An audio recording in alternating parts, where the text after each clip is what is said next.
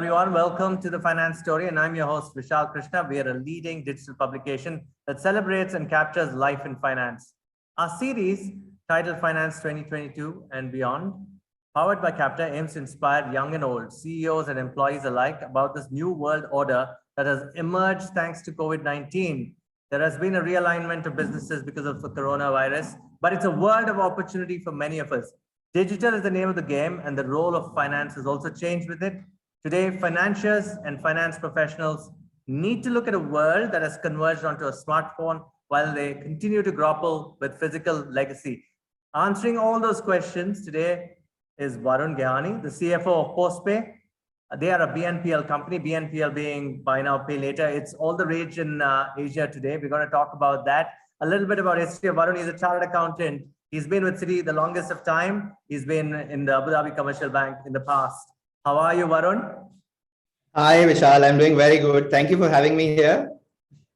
That's wonderful. I'm really curious. The 3 decades into the corporate world, 2 decades, and how do you suddenly decide to go and join a startup? How does that happen? Do you think a lot of finance professionals will join the fintech wave now? Yeah. No, I think it's about time. So if you look at fintechs, right? Fintechs are the new game here as far as the financial industry is concerned. So fintechs primarily, if you're looking at what are we doing here is we are just cutting, if you like it or no, I've spent enough time with the banking industry, but what is fintech primarily doing here is cutting the banking into a variety of different segments, right? So when you're looking at right from savings, from remittances, to lending. So all of these 3 different brackets where the banks are present, fintechs are just coming and slicing the P&L of the banks. So we as Postpay being a buy now, pay later company, and I'll get more into it, we are just a very small segment of that, which is just the lending part is what we cover at this point in time. But of course, a lot of things that we are looking forward to, and I look forward to this conversation, Vishal. Okay, every conversation begins with history. And I want to know your history. Why did you decide to do CA? Why finance on top of all that? When did you decide that, hey man, I want to do finance? Because Indian parents would push you to do, the medical or the engineering side of things also. And eventually you went from India to the UAE. I wanted to talk about that journey, and let's go from the various roles you've covered in your career from there. Start off, go on. Sure, absolutely. So yeah, of course, sorry to disappoint my chartered accountant friends. CA wasn't my first choice, actually. I wanted to be a pilot, hand on heart. But thanks to our not so budget friendly economy at that point in time, even our personal story. So that dwelled me into looking for other options. Of course, like all of us do, I was consulted by friends, consulted by seniors, consulted by parents. Eventually only to realize the love for numbers still continues, and I was doing phenomenally well in science as well as math. So I said, you know what, chartered accountancy resonates reasonably well with me. While my dad, while he was there with us, he still had this idea in mind that please do not go ahead with a lot of future education, because none from our family, from the entire Gehani clan till now, of course, I have a couple of cousins now who have studied a lot, but we are business-minded people. Let's do business. Why are you going into studying post-graduation and all of that? But yeah, thankfully, I proved him wrong there, and he was happy. So yeah, completed my chartered accountancy back in 2008. And quickly to realize that auditing is really not for me, right? And these are a couple of things that you realize just at a spin, that whether something clicks, something doesn't. Like it or no, I did at that point in time realize that auditing isn't my forte, and I quickly switched on to the industry, which is when I took my internship with Citibank. And then, the journey with Citi continued from there. I cleared my chartered accountancy. Of course, they absorbed me, they welcomed me really well. I started with credit risk management services there, moved on to securities and fund services. And here is one point that I'd like to highlight. A very good thing about Citi, right? And as large organization that it is, which is present in about 160 plus countries, 200 million customers, all in all, it still allows you to move across geographies, across functions, across products in a year and a half to 2 years. So that was the most exciting part for me. I think if you, and again, to all my fellow chartered accountants, I think if you do not change your change your path or do not go out of your comfort zone, I don't think you learn anything truly. I mean, you'll keep honing your skills, but these skills would at some point in time reach its capacity, right? And then what after that? So that kind of dwelled me into joining Citi. I kicked off with credit risk management services, moved to securities and fund services. So from a back end role, moved to a front end role. Of course, very challenging. A lot of us wouldn't get what securities and fund services is. Very quick introduction is securities and fund services is a custody part of the bank, which allows mutual funds as well as debt partners to trade in the market, which is equity market as well as debt. How did you move to the UAE? I mean, that's an interesting story as well.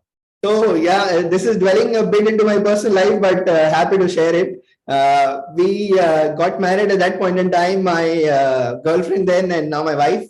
Of course, we were looking for opportunities abroad. That's when a couple of opportunities actually came up with Citi. And honestly, the opportunity was in Malaysia. Thankfully, the two of us did not like the country so much. No offenses, but we had narrowed down ourselves on Singapore or UAE. So that's when we started looking out, and thankfully UAE happened at that point in time. I got a break with Abu Dhabi Commercial Bank and again into credit risk management. So yes, pretty good break there, but the only hiccup was this break was in Abu Dhabi. So you know what's interesting to me? You're the first finance professional who's gone and told me that, look, boss, don't do auditing. I did not like it. That was a very interesting comment. I want you to talk about that, right? How did you, like you said, the Citi fast-tracked you into a lot of the strategic things that you did. How did you manage these front-end roles? I want to know, how did you make decisions to become a leader? And, it's not easy to actually go work for a startup from the corporate world, but Citi must have prepared you for these roles.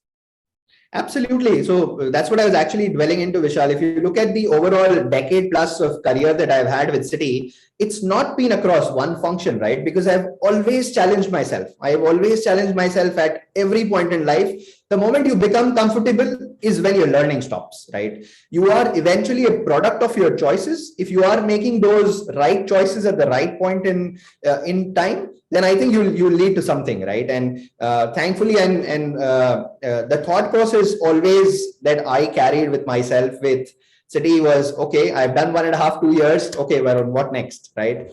Whether it is risk management, whether it is front end, and I really wanted to challenge myself on the front end side, right? A lot of our chartered accountant friends, and I know so many of people around me who said and who were challenging me at that point in time, hey, Varun, why are you heading into front end? And that challenge came up again. When in UAE, I kicked off again my journey with Citi as a credit analyst and did that for about 1.5, 2 years, looking for the next challenge. And the next challenge was in the front end. I said, okay, fine, let's take it head on. Completely new country, completely new geography. But the front end is still front end, right? I got a bit of a flavor on the front end earlier, but again, it is exploring your boundaries, right? The first call that you have with your client, you feel, okay, are you there? Are you not there? But it's fine. It's good to have butterflies in your stomach every now and then, because that is the only time, Vishal, I think you will really learn. So how do you actually even choose a startup? Like you said, yes, you need to have butterflies in your stomach. You need to have your mind being challenged and not becoming comfortable. Who pushed you to join Postpay? Did it happen naturally? Did you know the founders, or how did that happen? Yeah, so just a couple of years earlier at Citi, when I moved to the front end, and then again after 2.5 years, the usual me said, Varun, what's the challenge? I gave up my entire portfolio to enrich the digital space within commercial bank. So that's when I truly got to know a lot of digital companies in the country, abroad, in the MENA region. And that's what really dwelled me into thinking about this very intriguing space, right? And that's when I really started thinking, okay, is this truly the next future? Yes, probably this is what the thought I had at that point in time, and which is where it helped me landed here. So interestingly, Tariq Sheikh, who's the founder and CEO of Postpay, Postpay was a client of Citi, but at a very small scale, right? At that point in time, really BNPL was buy now pay later was just kicking in. It really did not have the legs in the Middle East. So I still remember that conversation when Tariq came down to Citi and saying, "Hey, buddy, I'm looking for some assistance on my products, and I'm looking for something in banking." Okay, of course, there was a spark, and I wouldn't. He was making you an offer. He was making you an offer subtly. Well, if you ask him now, he said, well, I spotted my CFO right then. So, yeah, the conversation went off pretty well, but we had a silence for about a year and a half. We really did not continue to be in touch for obvious reasons. He was busy building his business. I was busy building mine at Citi. And then later our paths crossed again after a couple of years. And it was just a casual conversation over coffee. And if you ask me, yes, Varun, were you looking for fintech? Were you looking for buy now, pay later? I'd say, yeah, of course, you know. And when we enter, do we see that how difficult the startup world is? Because it's completely reestablishes your thinking in saying that, oh, this is a completely different world for me. The processes are different. They're never set in stone, right? So how did you convince yourself? I mean, did you consider the risk factors? Did you talk to your wife about it? You know, and how did that interaction go? I would want to know. And tell me, how bold were you to make such a move? I think, of course, the conversation with my wife was still good because she's part of the financial industry also, so she understands what fintech is. It was more with my mother who said, "You're working for Citibank. What will I say? Which company are you working for? Postpay? What does that do?" Exciting. That's true. I mean, Indian mothers do ask you such tough questions. Absolutely, and now that she lives with us here for good, she kept questioning me every day. Varun, are you sure? Are you sure? Okay, fine. You're taking this move. I'm quite happy you're taking this, but she wasn't really sure. She said, "How am I going to explain to my friends about fintech?" So yeah, leaving that conversation aside, probably for another day.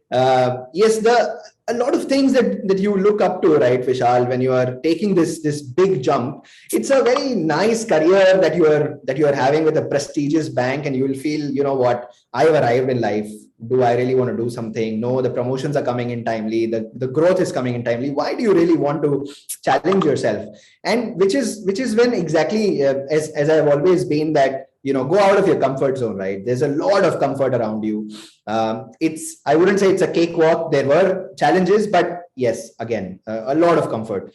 So that was a time when I thought about this move, and then dwelling into fintech and Postpay specifically, I would, you know, a couple of things that you start looking at. First is whether the industry or whether the timing of you jumping into the industry, is that correct? Is it not correct? You know.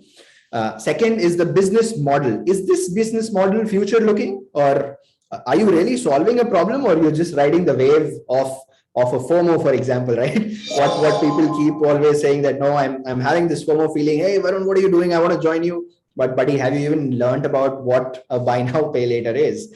So two most important factors are these, and then of course there's a lot about the company, a lot about the board, how the company is structured, do they have the right governance in place? And after, and believe you me, Vishal, every meeting that I had with Tariq, all of my questions were answered, right? I did not actually it took him a while to push me, but I gave him all the credit, and thanks for him to push me that I'm here at this point in time and thoroughly enjoying the journey over the last close to a year now. But yes, if that wouldn't have happened, then you know, life at Citi was good, no harm. Wouldn't have the chance to meet. But going back to your, you know, your foundation, and it's like saying you have to challenge yourself. There's no other way, right? That perhaps that was the primary motivator as well. That can I see this through too? That was one of the primary motivators. The second is, I think you always need to look at what next for the next 5 years, right? And we keep asking these questions in interviews to people. Hey, what next for the next 5 years? What is it that you're looking for? But I think truly as a professional, whether you're in the financial space or not in the financial space, I think you should ask yourself, is there a wave that you are possibly missing? Is there something more that you can add true value to basis your experience? And that is where your answer will lie. No, phenomenal, fantastic. I also want to ask you, this is just a generic question for finance professionals who are often scared to join a startup, but do you think it is important for them to jump and learn in a startup? Do you see them moving on, or do you see them moving on to startup on their own? What are some of these trends that you notice in your circles? Do you want to advise them, say that first join a startup. There's no other way for fast learning than a startup. What are your thoughts on this?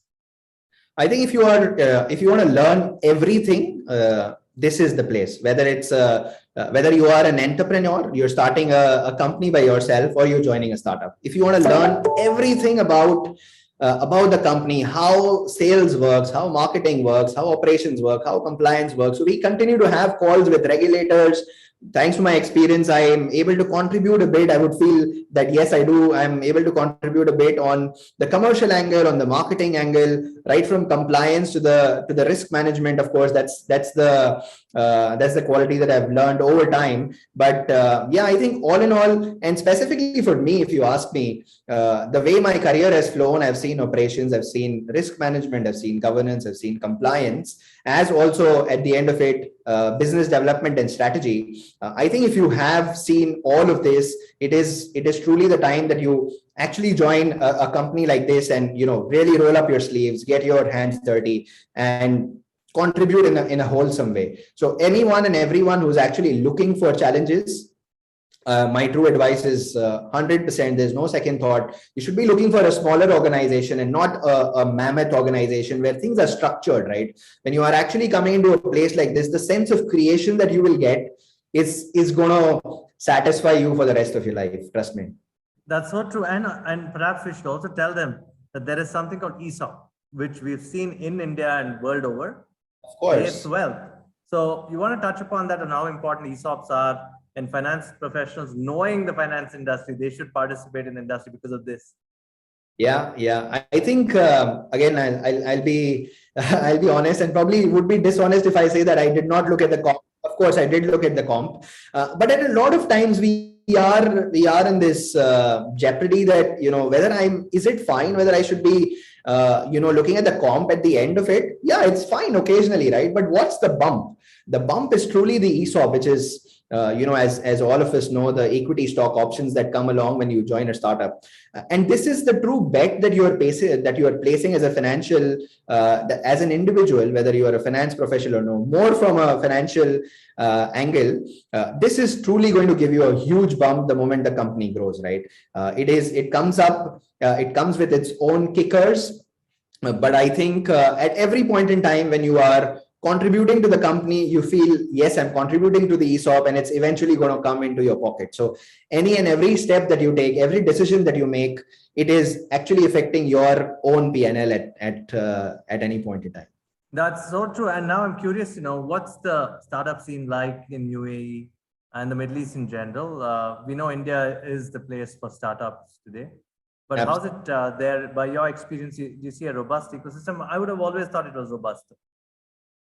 Yeah, so UAE, I mean, if you just start looking at the government, the initiatives the government has kicked in immense. The way the adoption of the startup world has happened in UAE, it's been immense, right?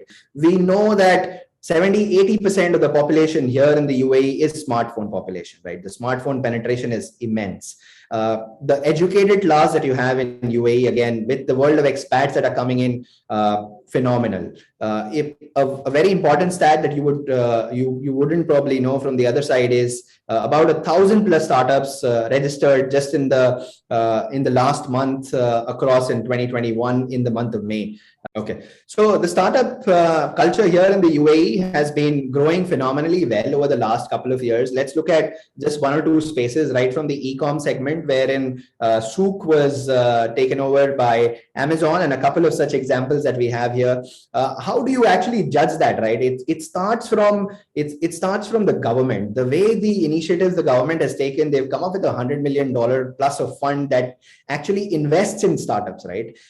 This is actually a thriving ground, I would say, in the Middle East here, as far as right from fintechs to e-commerce, to ad tech, to reg tech, to all of these technology spaces are concerned. I think the number of startups that have grown over the last couple of years has been in hundreds of percentages, right? So I really don't want to quote a percent, and probably because that person is going to be changing every minute as we talk at this point in time. But yeah, I think all in all, we can possibly also look at the fintech space that has grown phenomenally well over the last few months. It's a rage, right? I mean, I'm thinking that this BNPL thing is going to disrupt so many things about traditional banking. And I see fintech in general disrupting traditional banking. What are your thoughts on this ecosystem, knowing the regulatory conditions, knowing the consumer ecosystem, wanting such products? What are some of the trends that you would recommend us to watch out for? And of course, all the finance professionals and others watching this, right? Go bet on the fintech ecosystem.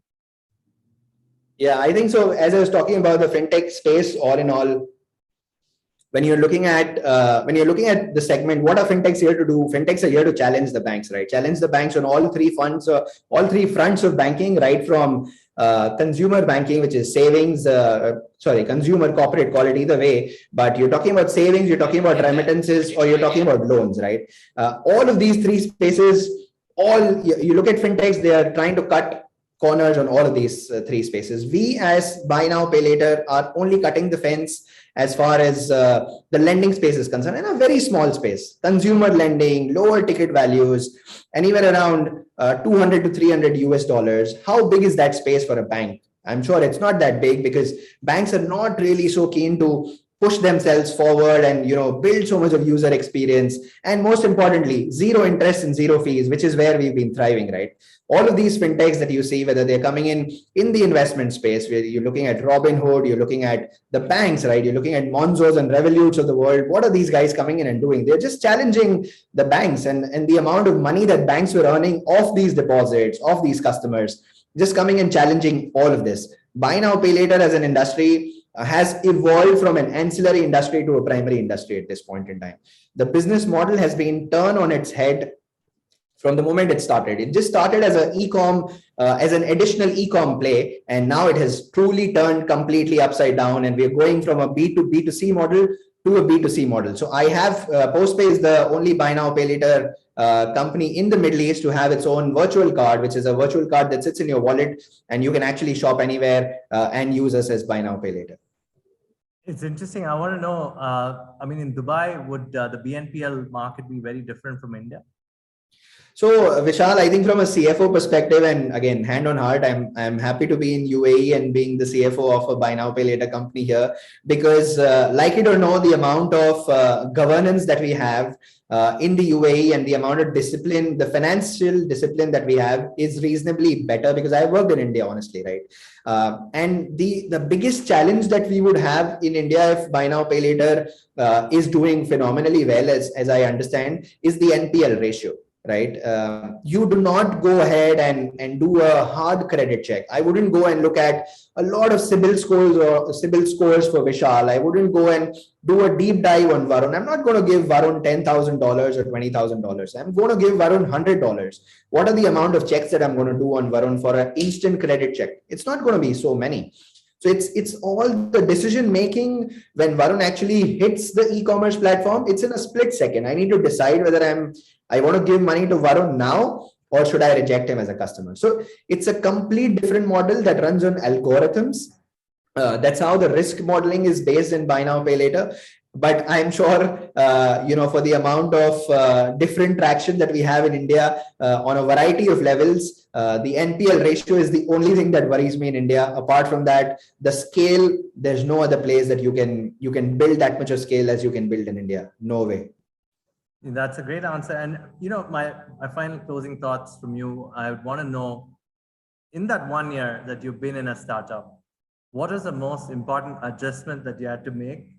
And you have to tell us very honestly, is startup for everyone, or just keep quiet, get on with the ride and experience it? No, I think I think the opening statement would be the startup world is not for everyone. Trust me, and I'll tell you why. Because if you really cannot get your hands dirty, if you cannot roll up your sleeves, if you're not ready for a challenge at any point in time, this is not the space for you, right? It's jumping from it's going and putting water to one fire to the other, but with enthusiasm. You have to be thoroughly ready with every challenge that comes up your way. Jump from one day to the other it's never a dull moment. You will never be in your comfort zone. The moment you think you're in your comfort zone, there's going to be one fire that's going to be lit around you, and you will be forced to put that off. Varun, another interesting question that I have to ask you is the impact of blockchain, crypto, AI. It is real. We cannot ignore them. And why should finance professionals watch out for these? And if not, learn about these technologies? Can they learn about them? Yeah, absolutely. No, great question, Vishal. I think let's break it up into two different things. One is the blockchain piece, and the second one is more on the artificial intelligence side, right? The blockchain piece, I think, honestly, hand to heart, it takes everyone a while to understand what blockchain is. And truly, even for me, I took papers back in the day at Citi. I took a few papers back home saying, "Hey, what is blockchain? What is blockchain?" Trying to put your mind around it. Eventually, I understood is nothing but distributed ledger technology. The beauty of blockchain, I completely agree, is phenomenal. There are a lot of merits, but then the way the blockchain has actually transformed from being just blockchain to cryptocurrency, that is where I have a bit of a disconnect, and that's where I put on my chartered accountancy hat and I say, is this really true? Yeah, I think phenomenal technology. We've seen the banks like HSBC, Citi, Standard Chartered doing trades based on distributed ledger system, on blockchain. However, cryptocurrency, I just have a bit of a disconnect. Unless and until that piece is regulated, I don't think it would have that much legs. It would have more of abuses than uses. That's what we see at this point in time. On the artificial intelligence front, I mean, I wish I could just open my window and show you the museum of the future that Dubai has built here. This is what we're talking about, the next steps in technology in future, right? Machine learning, artificial intelligence, both of these concepts, absolutely valid concepts, looked upon at variety of different spaces, whether you are looking at a company like ourselves, which is a fintech company, data-driven results. We've built a model that will actually that will give you a probability of default of an individual, not with the regular risk parameters, but with a lot of different algorithms. A probability of fraud. Now, if all of these were to do by humans, if you ask me, and sit here on a machine and do it, I don't think I'm going to be able to do it. And whether this decision making is going to be happening within a split of a second, I don't think I'm still that sharp to be taking that call. So machine learning, artificial intelligence, both of these technologies, phenomenal, here to stay. And it's true, it's going to make your life easier, and it's going to make you more strategic in nature with all that data made available to you at a fingertip, right?